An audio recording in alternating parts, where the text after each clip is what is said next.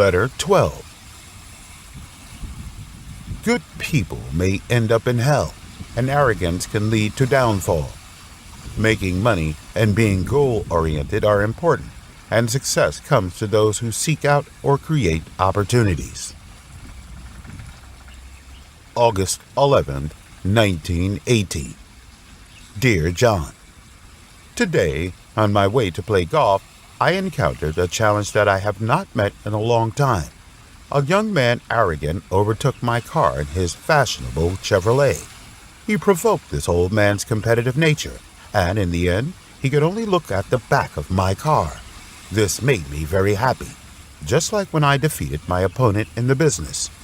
John, eagerness is my nature that never wears off, so I say that those who condemn my endless greed are wrong. In fact, I do not like money. What I like is making money. What I like is the good feeling of victory. Of course, the feeling when others lose sometimes touches my compassion, but doing business is a harsh competition. There is nothing more ruthless than the determination to force others out, but you can only avoid the tragic fate of defeat by finding ways to defeat your opponent. This is the case when there is competition. It is undeniable that if you want to succeed, you often must sacrifice others.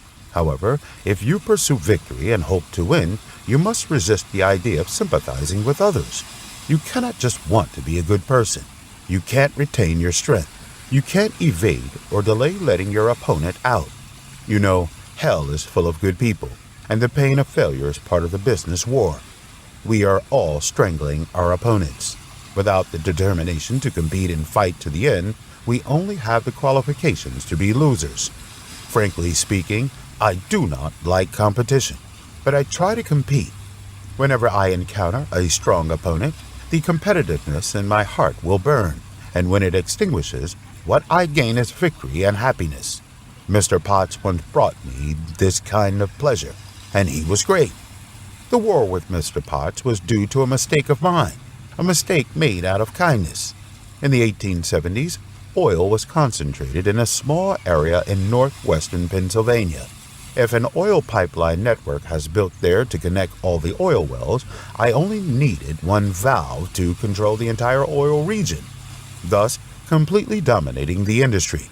But I am worried that using pipelines for long-distance transportation will cause anxiety and fear to the railway companies that I work with. Therefore, in order to protect their interests, I did not launch any plans to lay oil pipelines, especially because they have helped me before. However, the Pennsylvania Railroad Company, which had tricked yet still made compromises with me, was ambitious. They tried to replace me and put the oil refining industry under their control. They merged the two largest oil pipelines in the oil area into their own railway network to get our necks stuck. And the person responsible for accomplishing this mission is Mr. Potts, president of Empire Transportation Company, a subsidiary of Pennsylvania Railroad Company. Sitting and watching the opponent, even if the strength of the potential opponent increases, it will weaken one's own strength and even subvert one's position. I am not that stupid. My belief is to reach the goal before others. I quickly set up the U.S. Transportation Company with the shrewd and capable Mr. O'Day, and launched a self-defense counterattack with the Empire Transportation Company. Thank God, our efforts paid off. Within a year, we controlled 40% of the oil transportation business in the oil region and suppressed Mr. Potts' attack. But this is just the beginning of my contest with Mr. Potts. The people who can get ahead in this world are those who know how to find their ideal environment. If they cannot do it, they will create it themselves. 2 years later, a new oil field was discovered in Bradford, Pennsylvania. Mr. O'Day quickly led his people to the place that aroused the dream of millions of people to make a fortune and pave the oil pipeline to the new oil well day and night. But all the guys in the oil field were crazy and unrestrained. They could not wait to collect all the oil overnight, and then left with joy on their faces. Therefore, no matter how hard Mr. O'Day and others work, they cannot meet the needs of transportation and storage of oil. I did not want to see the hard-working oil producers dig their own graves and destroy themselves. I asked Mr. O'Day to warn oil producers that their extraction capacity had far exceeded our transportation capacity. They must reduce production. Otherwise, the black gold that comes out will become worthless black soil. But no one accepted our kindness and advice, and no one appreciated our efforts, and instead denounced us, saying that we did not want to procure their oil. Just as when the oil producers in Bradford were at the peak of their emotions, Mr. Potts started taking action.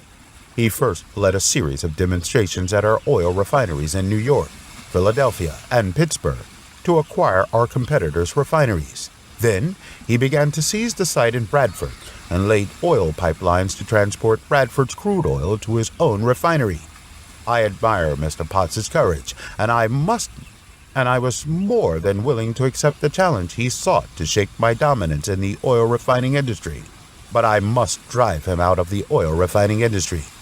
I first met up with the owner of the Pennsylvania Railroad Company, Mr. Scott. I told him bluntly that Mr. Potts was a poacher and he was breaking into our territory.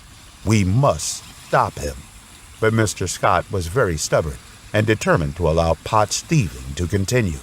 I had no choice but to challenge this powerful enemy. First, we terminated all business dealings with Pennsylvania Railroad Company. I instructed our subordinates to transfer the transportation business to the two major railway companies. Draft have always firmly supported us. Asked them to reduce freight rates, compete with Pennsylvania Railroad Company, weaken its power, and at the same time order all refineries in Pittsburgh that depend on the Empire Company for transportation to close. Subsequently, they instructed all its own refineries that were in competition with the Empire Company to sell refined oil at prices far lower than them. Pennsylvania Railroad Company is the largest transportation company in the United States. Mr. Scott held large power when it comes to transportation. They were proud that they have never been conquered. But under my three-dimensional oppressive style of play, they could only surrender. To fight against me, they reluctantly gave our competitors huge discounts.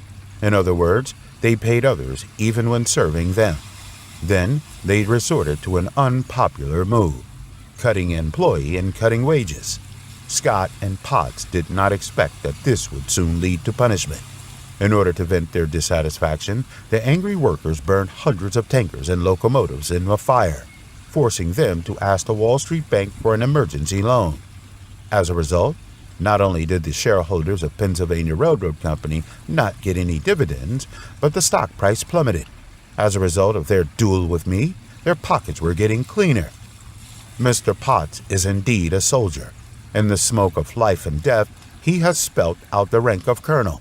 He has an admirable and unyielding willpower. Therefore, even after the victory emerged, he still wanted to continue fighting with me. But Mr. Scott, who also has a military career and was the most authoritative ruling and powerful figure, knows more about the current affairs. He decisively lowered his arrogance and sent someone to tell me that he hoped to make peace and stop the oil refining business. I know that Colonel Potts wanted to prove himself to the great Moses, but he failed. He failed completely. A few years later, Potts gave up his desire to confront me and became an active and diligent director of one of my companies, this shrewd and slipper oil dealer. Arrogance usually leads to downfall. Scott and Potts and his ilk thought they were of noble origin and were always arrogant. Therefore, my heart was fluttering when I successfully tamed these arrogant donkeys. John, I like victory, but I do not like unscrupulous pursuit of victory. A victory at any cost is not a victory. The ugly means of competition is disgusting. It is tantamount to painting the ground as a prison. You may never be able to surpass it. Even if you win a victory, you may lose the chance to win again. And compliance does not mean that we must lower our determination to pursue victory, but it means using an ethical way to win a clear victory. And it also means that under such restrictions, we must strive to pursue victory fairly and ruthlessly. I hope you can do this. Love, your father.